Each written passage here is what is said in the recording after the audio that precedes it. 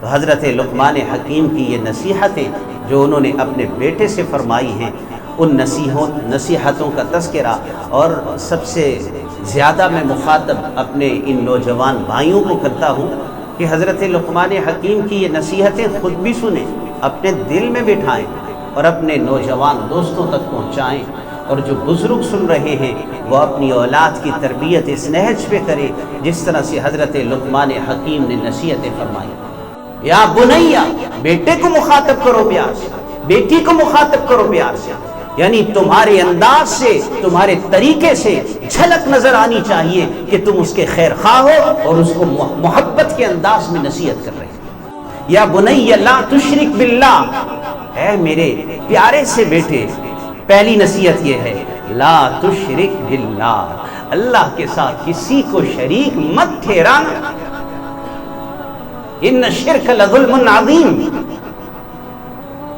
یہ سب سے بڑی نصیحت ہے، توحید کی نصیحت۔ اس نے کہا کبھی گناہ کا دل میں خیال آتا ہے، فرمایا بیٹا وہاں چلے جاؤ جہاں اللہ تجھے نہ دیکھ رہا ہو،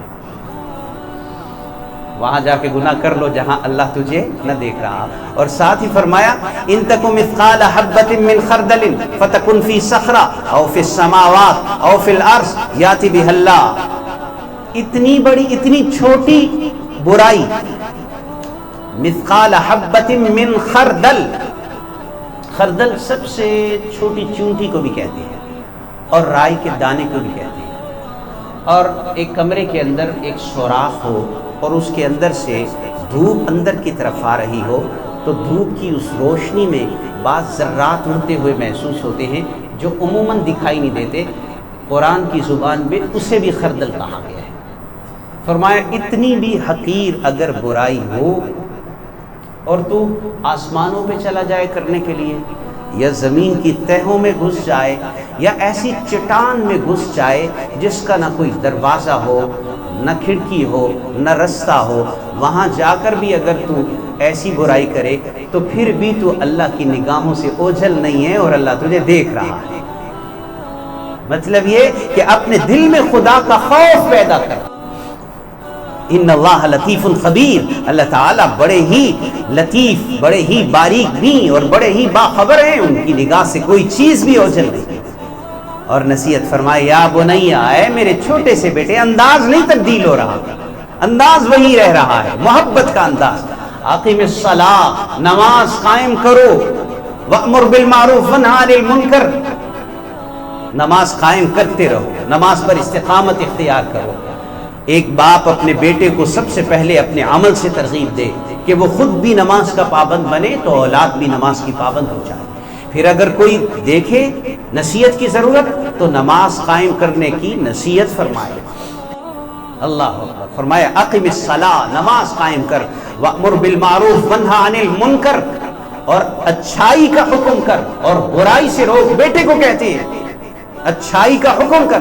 آج کل ہمارے لوگ کہتے ہیں ہم بس جی اپنی زندگی میں ٹھیک ہیں، ہمیں کسی دوسرے سے کیا، نہیں نہیں نہیں، اللہ کہتے ہیں وَأْمُرْ بِالْمَعْرُوفِ وَانْهَ عَنِ الْمُنْكَرِ، یہ تیری ذمہ داری ہے، نماز خود بھی پڑھنی ہے، دوسروں کو بھی پڑھانی ہے، جتنا دوسروں کو حکم دے گا نماز پڑھنے کا اتنا خود نماز میں پختگی آئے گا۔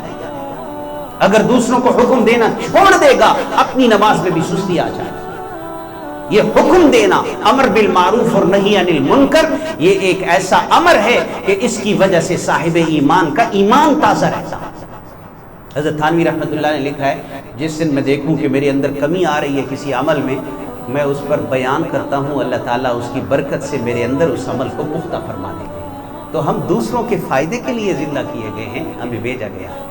وَاصْبِرْ عَلَىٰ مَا أَصَابَكَ، اور جو اس پر تجھے مصیبت پہنچے اس پر صبر کر، اور یہ بڑی ہی عظیمت کے کام ہے۔